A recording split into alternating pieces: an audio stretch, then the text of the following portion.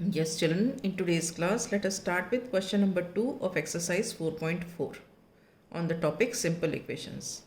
Children, now these are the word problems. This is the most important part of this chapter. You have to frame equation from this and solve the equation. इसको बहुत ध्यान से समझने की ज़रूरत है बेटा. अगर अभी समझ में आ गया तो आगे दिक्कत नहीं होगी, नहीं तो आगे आएगा ही नहीं. You have it in 8th, you have it in 9th, you have it in 10th. तो इसको ध्यान से समझो. A teacher tells the class that highest marks obtained by the student in her class is twice the lowest marks plus 7. The highest score is 87. What is the lowest score? ठीक है. अब इसको क्या करते हैं, हम इसमें से स्टेटमेंट से इक्वेशन फॉर्म करते हैं. अब देखो, the teacher tells the class, क्या बोल रही है teacher?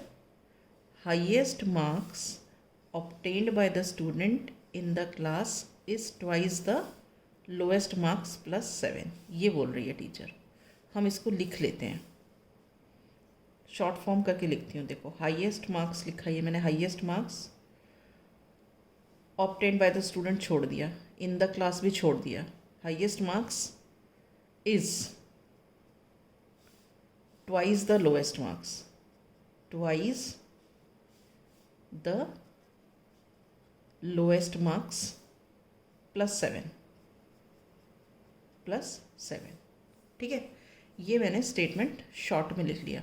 Highest marks obtained by the student in her class को छोड़ के is twice the lowest marks plus 7. जो काम की चीज़ थी वो हमने लिख ली.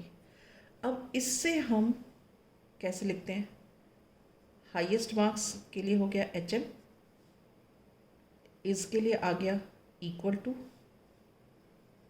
ट्वाइस के लिए आ गया 2 इंटू, LM के लिए मतलब लोएस्ट मार्क्स के लिए LM, इस प्लस के लिए ये प्लस, और ये आ गया 7.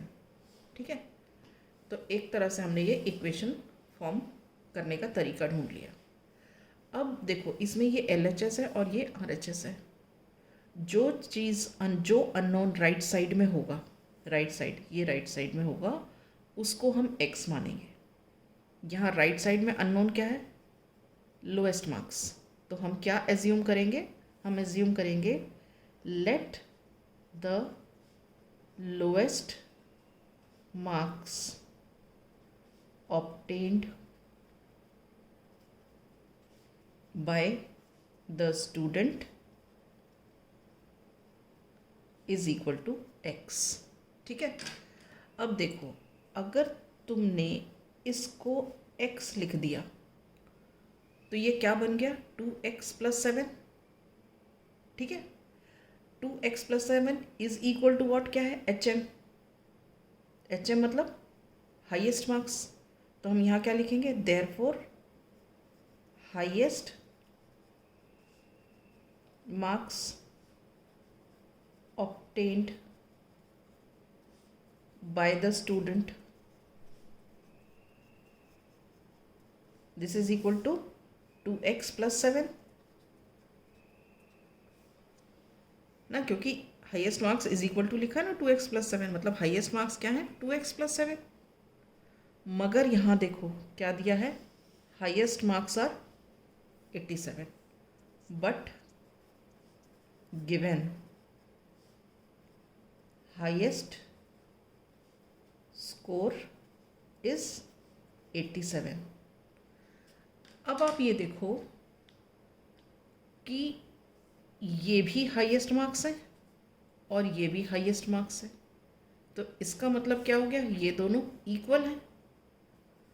सो according to the question,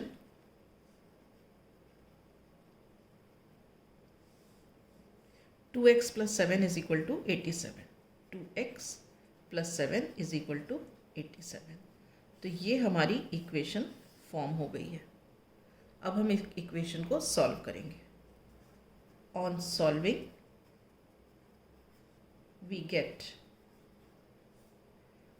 2x plus 7 is equal to 87. अब ये +7 है, इधर जाएगा तो क्या हो जाएगा -7, तो हम इसको लिखेंगे 2x is equal to 87 minus 7। 2x is equal to 87 minus 7 is 80। अब हमें x की वैल्यू निकालनी है तो 2 अलग करना है, तो इसको 2 को कैसे हम अलग करेंगे, इसे हम नीचे ले आएंगे, तो ये क्या हो जाएगा, x is equal to 80/2 which is equal to 40। This implies that x is equal to 40। अब हमने x क्या एज्यूम किया था, lowest marks obtained by the student, तो हमारा आंसर क्या हो गया, therefore lowest marks obtained by the student is 40. Is this okay? Have you understood, children? Right. Now let us see the B part of this question.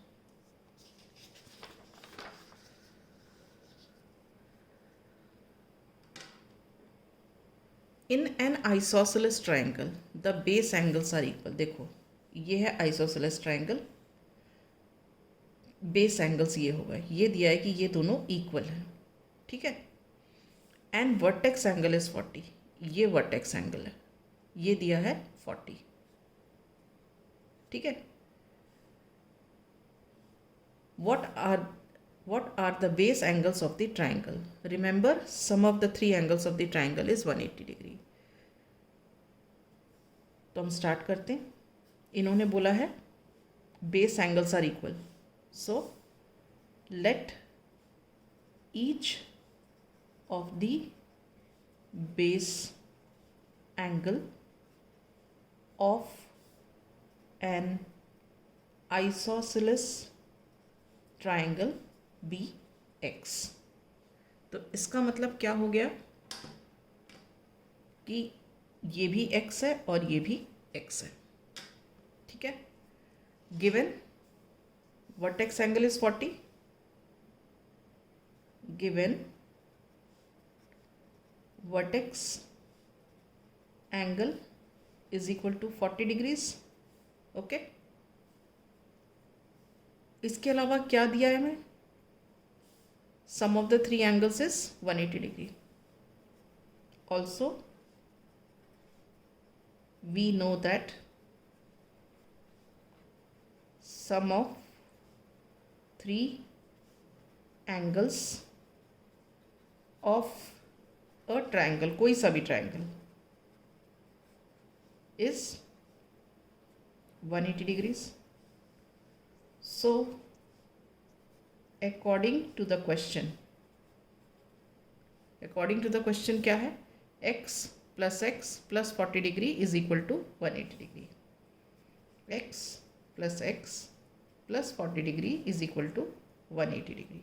मतलब these are the sum of the three angles of the triangle. So this is the equation formed. Now let us solve this equation. On solving this equation,